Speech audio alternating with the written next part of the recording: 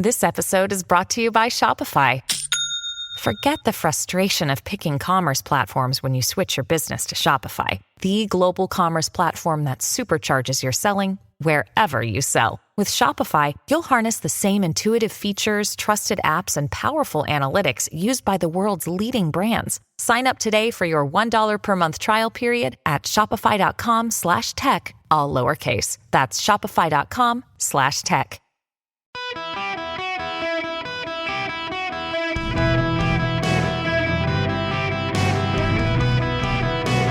Welcome to the Eric Erickson Show podcast, Hour 3. Greetings, conversationalists. Welcome. It's Eric Erickson here across the nation. The phone number is 877-973-7425. There is some breaking news. You may be familiar with Shani Luke. Shani Luke is one of the people who German, Jewish. She was at the music festival, captured by Hamas. She was paraded in the streets.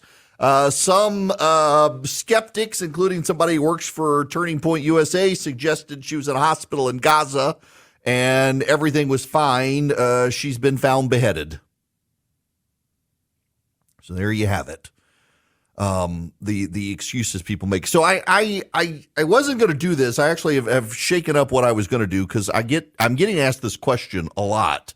In fact, let me read you one of the emails I got from Carolyn.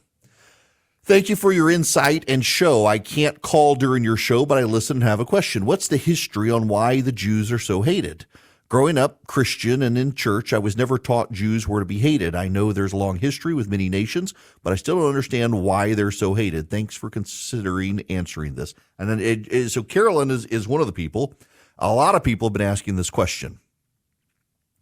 I want to do my best to explain this to you. I'm not an expert, but I read the experts and I've talked to enough people. So let me step back, and I want to be sensitive and delicate to the question of why is it that there's so much anti-Semitism pouring out all over the world?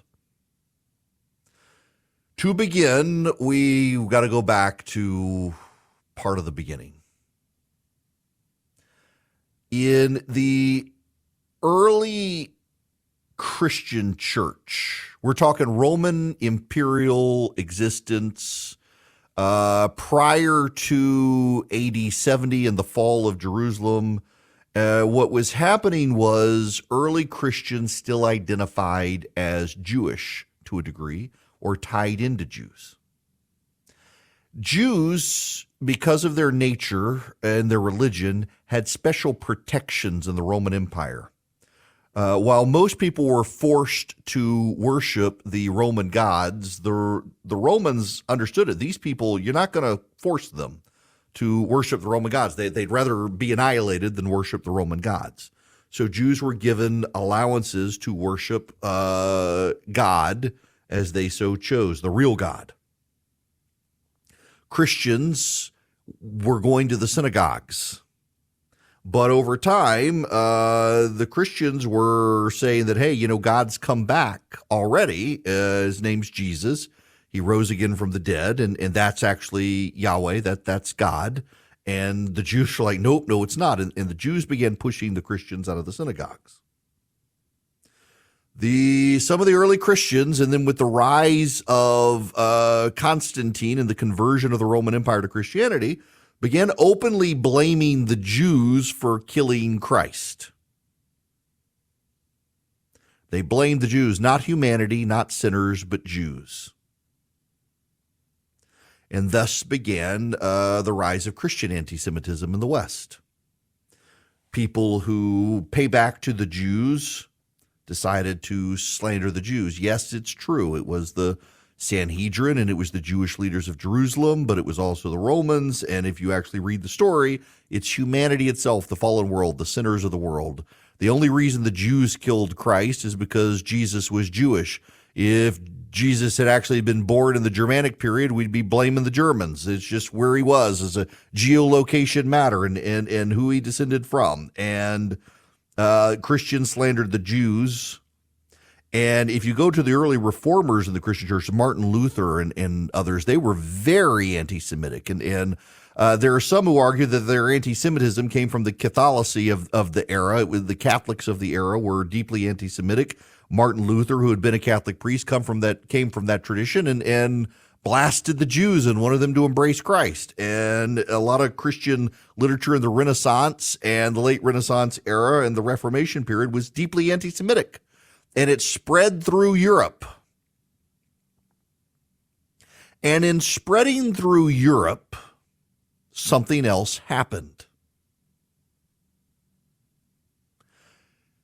You know, if you read the Bible, one of the reasons the Jews were sent into exile to Babylon is they never did a jubilee.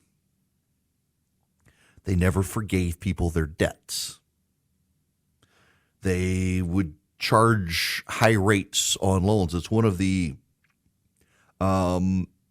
parables of the shrewd business manager that Jesus talks about, where he forgives a lot of debts. What it was is you weren't allowed to charge usury rates. You weren't allowed to charge interest in the Old Testament. And what they would do is they would just charge inflated rates for lending money. They would charge you a lot of extra money. And he was cutting the rates back to what they should have been to get himself in good before he lost his job.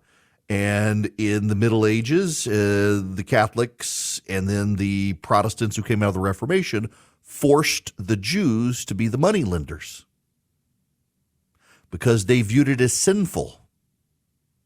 And so the Christians forced the Jews into the businesses that the Christians believed they themselves should have no business doing under Scripture. And so the Jews became the entertainers because it was sinful to be on stage as an actor. A lot of people of the day, the Puritans and others, they wanted to be entertained, but they didn't want to do the entertaining because that would be sinful. So they made the Jews be the actors.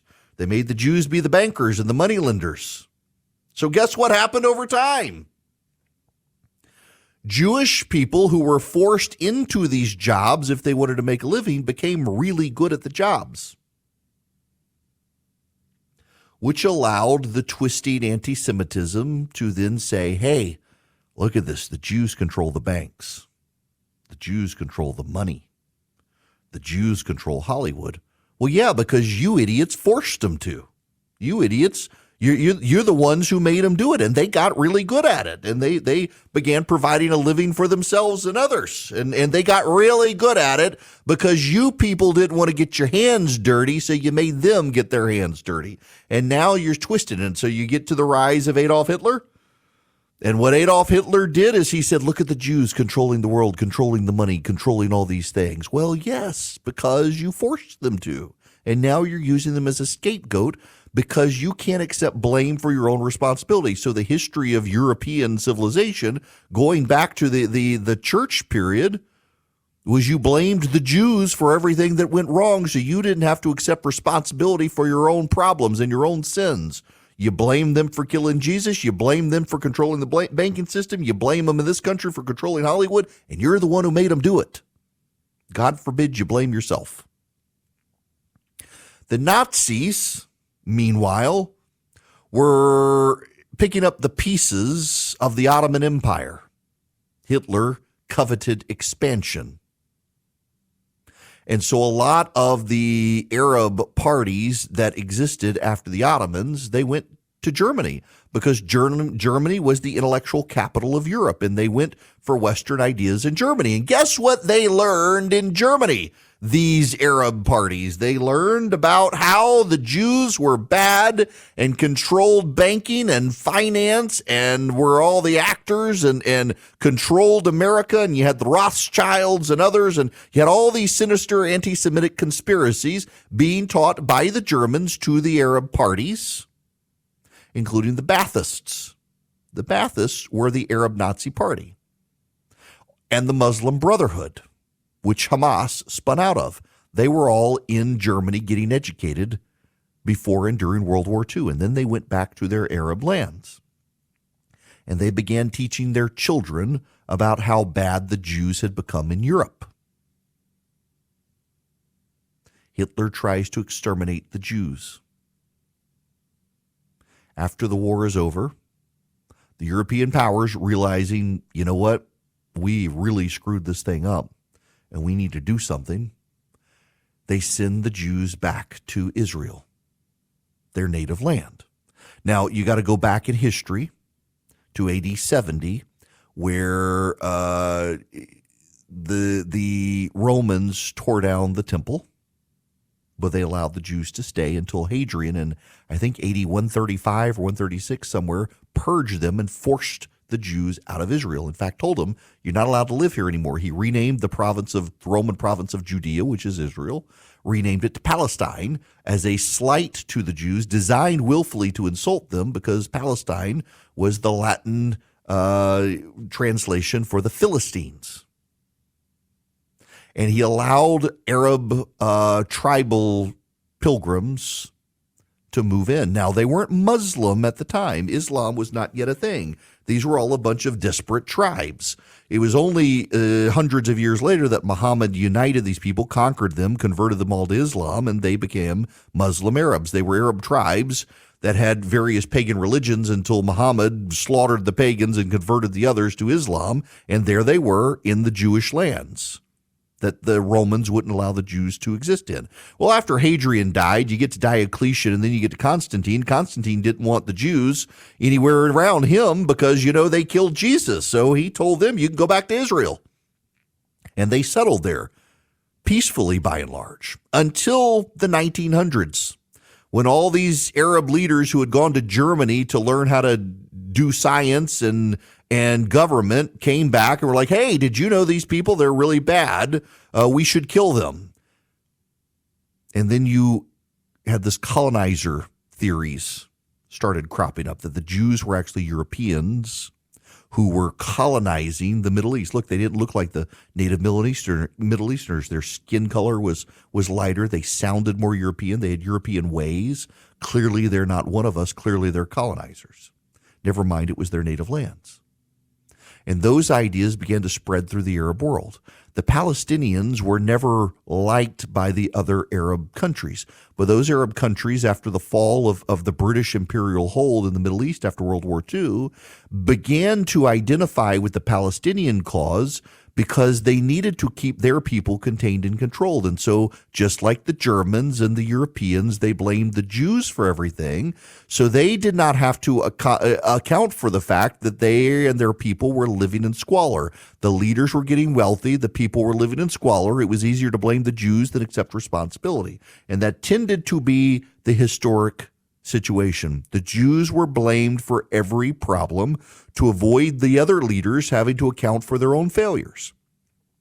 It invaded then the intellectual thinking of the Arab world thanks to the Nazis. And then it invaded the academy thanks to the communists. And it has spread around the world as this colonizer decolonization philosophy pronounced by Marxists in the academy has indoctrinated students over time. And the Jews, because so many of them had come from Europe to Israel after World War II, were perceived as European colonizers, pay no attention to history, because the common thread through all of this is that progressivism has no sense of history. You don't need to know history if you're a progressive. History repeats itself. You start from day one here today, and you move forward. History repeats itself, and you find scapegoats. That's progressivism. It's woven in with Nazism and Marxism, with communism, and all of it needed a scapegoat to avoid accepting blame for failures, and all of them have blamed the Jews. And it's playing out now on college campuses and around the world as many failed Arab governments and European governments and failed academics, instead of accounting for truth and history and the way the world works, would rather peddle conspiracy theories against the Jews. Christians in the United States have largely avoided the medieval and Reformation period blaming of Jews for killing Jesus. By the 1900s, the 1800s and the 1900s, Christianity had sorted itself out on that point, and a lot of the American evangelicals, even going back to the 17 and 1800s, Jonathan Edwards and the like, were very clear that the moral of the story is not that the Jews killed Jesus, but humanity itself did. All people everywhere were to blame. But in Europe, they blamed the Jews. And they pointed to the positions and to the power that they put the Jews in finance and industry and the academy and Hollywood even. And they said, look at them, they've taken this over. Well, yes, they did. They had to because you forced them to, and they got good at it, and now you hate them for it. The history of anti-Semitism is boiled down to this. A whole lot of people did a whole lot of bad things, and instead of accepting responsibility for the bad things they did, they decided they wanted to blame the Jews because everyone everywhere always likes a scapegoat, and sadly, through too much of history, the Jews have been the scapegoat for too much of the world. Hello there. Welcome. It's Eric Erickson here. The phone number 877-973-7425 should you wish to be on the program. I got to go buy Halloween candy. Have y'all forgot? I didn't even decorate this year for Halloween. I'll go get my pumpkin and put it on the front porch. But Halloween has gotten all the rage, and with everybody, we got all these elaborate setups in our neighborhood from people. I'd rather decorate for Christmas than for Halloween. I just less and less am a fan of the holiday. It's just embraced by everybody as the freaky pagan holiday. And I've become that guy, I think. Get off my lawn. I'll put out candy. I think I might even do full-size candy bars for people this year. Maybe. But I'm less and less excited to decorate for every holiday out there. Other than Christmas. I like to decorate for Christmas, and truth be told now, we hire a landscaper to come over and put all the lights up for us because my wife gets really mad at me because it takes me forever to take stuff down after. I keep lights up for Christmas until January 6th because that's the way God intended it, till Epiphany. You turn them off the evening of January 5th or it's bad luck, but you keep your lights. There are 12 days of Christmas, people.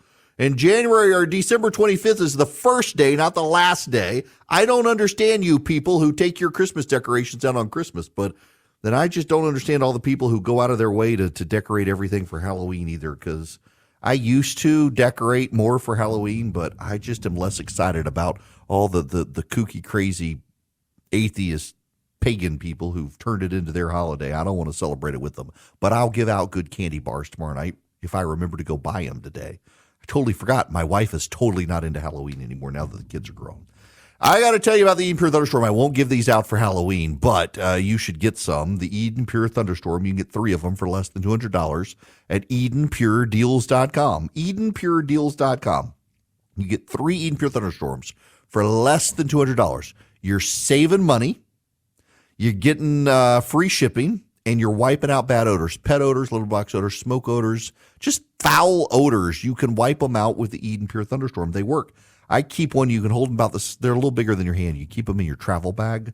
I had a hotel room this weekend up in Woodstock for my wife's event. I did not have to use them. It was great. Nice Holiday Inn Express. Newly renovated. Well done. But I had one just in case. This weekend when I head to Louisiana, I'll keep one there because, good Lord, the rental car oftentimes smells bad. EdenPureDeals.com. You go there. You can plug these things in with a USB cord in a car or directly into the wall. At EdenPureDeals.com, you'll see a discount code box on the front page of the site, and you put in my name, Eric, E-R-I-C-K. You can wipe out odors and clean the air, get rid of the pollen and the dust and all that stuff as well. EdenPureDeals.com. Hello, friends. It is Eric Erickson here. I want to shift gears from all the politics and all the Israeli situation. I want to talk briefly about technology in a case that's pending. A bipartisan group of attorneys general. Notice grammar Nazis. I said attorneys general, not attorney generals. They are suing Meta, the parent company of Facebook, saying that Meta makes Facebook and Instagram too addictive. Now, you should know, full disclosure, Meta has sponsored my conference. I do have relationships there, along with other tech companies. But while I can criticize them, I'm going to criticize this lawsuit. I think it's dumb. Part of the base of the lawsuit is that they have willfully designed Facebook and Instagram to make it sticky to kids, that kids can't let go. It fosters some level of addiction. I can tell you, my kids spend way more time on YouTube than Facebook. So why aren't these attorneys general suing Google, Alphabet, the parent company of YouTube and Google. Why are they going after Meta? I know far fewer kids who are addicted to Facebook than YouTube. We've had to impose constraints on my kids and their use of YouTube because they're on it all the time. They consume vast amounts of data from YouTube. My kids aren't into TikTok, but there's another one. There are far more kids using Snapchat and TikTok nonstop than Meta. It just seems like they're picking a target because of the politics of the age and not really because of the stickiness of the site. It honestly, the what's going on here to me in large part, to me sounds very much like attorneys general have decided that they have to step in for parents because parents aren't being parents. And that's the big red flag to me. If a website is sticky and addictive to a kid, parents can turn them off. What's really going on here is a lot of parents are abdicating responsibility to the state. Now, listen, you should know, I've got some friends of mine or some of the attorneys general suing Meta, and I've told them I think it's a dumb lawsuit, and they've tried to defend it. The what about, and my what about is what about YouTube? Far more kids use YouTube far more often at an addictive rate than Facebook. And in fact, I think you can make the same argument about YouTube you've made about Facebook. In fact, you can actually make the argument better about YouTube. But you've avoided YouTube, and I would like to know why. But honestly, the reality is this. A child has this thing that dominates their life, or should. That thing is called a parent. The parent is the human being who caused the birth of the child or the adoption of the child into their family and takes charge of the child and is responsible for the child.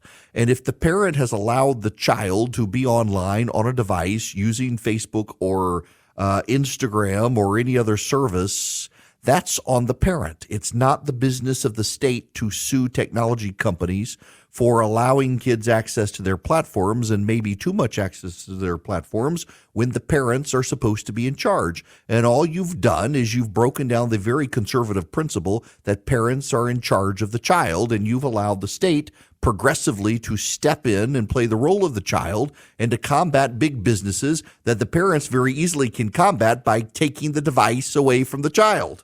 But the parents don't want to take the advice away from the child because the parents have decided not to parent, but to abdicate the parenting to the device.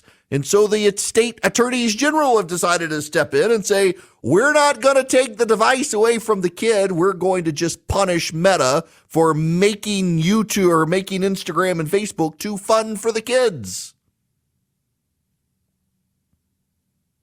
Now, let's be honest here. I know a lot of people who said, I'd never give my kid a screen. I'll never give my kid a cell phone. I'll never give my kid an iPad. I'll never give my kid a device they can access the internet. And do you know what we call the people who say those things? Childless. Usually single people. Say, I'll never do this, and then you have a child, and oh my gosh, you need the kid to shut up and be distracted for 5 minutes so you can poop without the child walking in on you wiping your butt. And so what do? You hand them a screen, and that screen occupies your child's time long enough for you to take a dump in the quiet of your own bathroom where you yourself can surf the reels on Instagram without having to worry about your child setting fire to the house because your child is entertained by the screen that you opposed when you were childless and said, I'll never give my kid the screen, and you didn't realize that if you don't give your child the screen, your child will wander into the bathroom mid-poop and have a conversation with you. So you got to do something. So the screen becomes the babysitter. Y'all know it's true. My wife went from the kids wandering in on her when she pooped to the dog doing it. She's like, I got another kid now. Like, why don't you lock the door? My children have never walked in on me use the bathroom because I lock the door.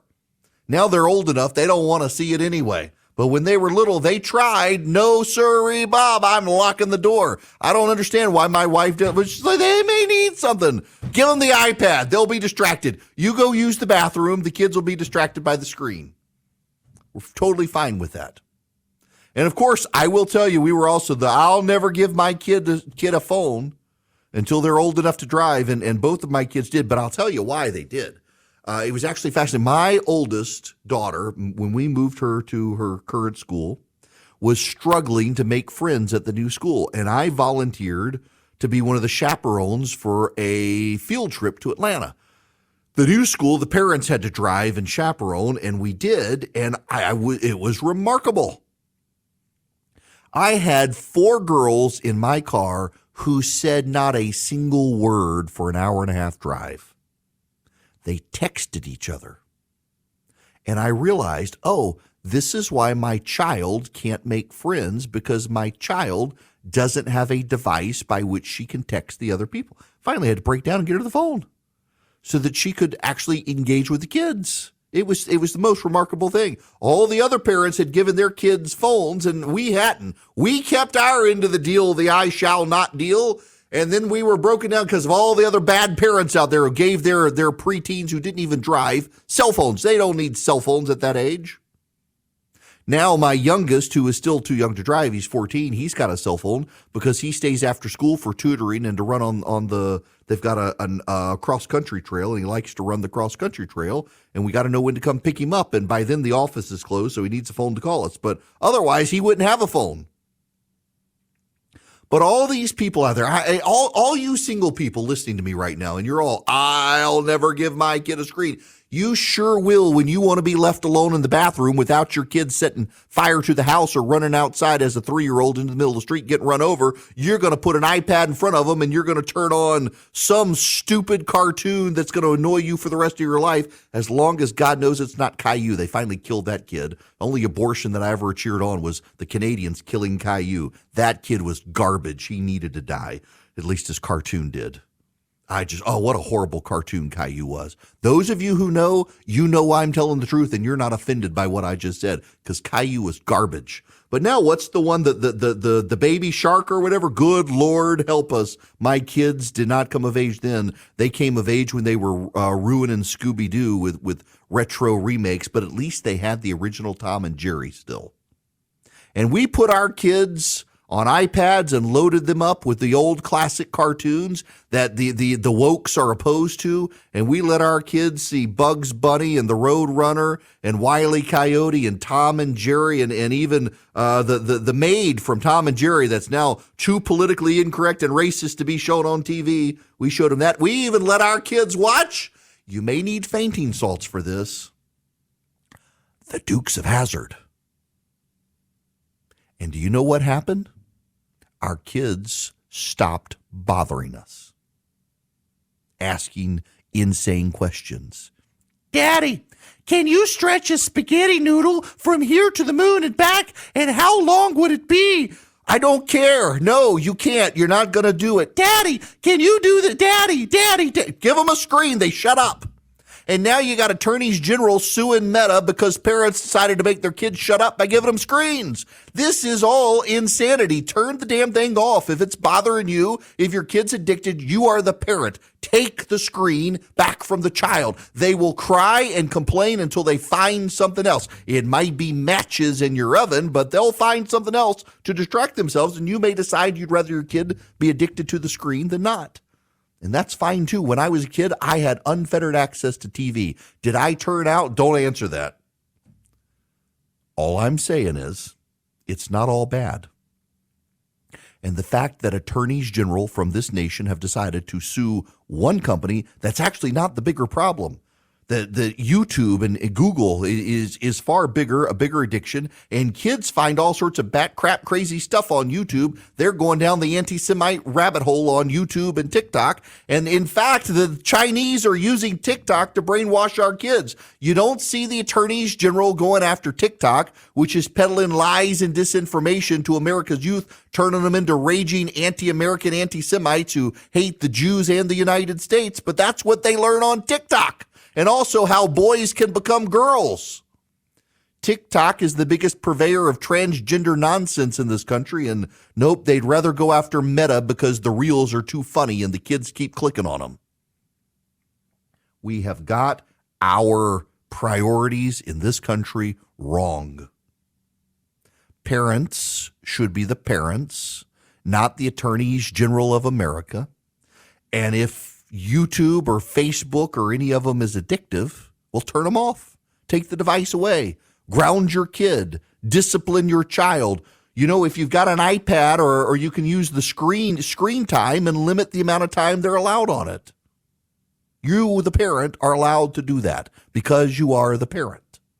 And if you don't, we shouldn't be suing the companies. But if you're going to sue the companies, if you're going to sue Meta, why, for all that is decent and holy in God's name, are you not suing the Alphabet company for YouTube? Because YouTube is far more of an addictive menace than Facebook.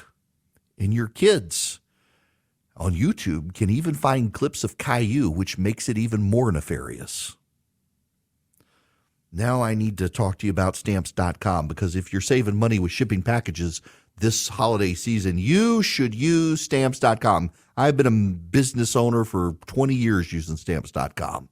It's gotten better over the years. It used to be you could print out postage instead of having to go to the post office to buy stamps. Now you can just send packages. The post office, UPS, you can do it all through Stamps.com. Save up to 84% off shipping rates and find the fastest and the cheapest options to be able to ship packages. Right now, you can even take advantage of a great offer from Stamps.com.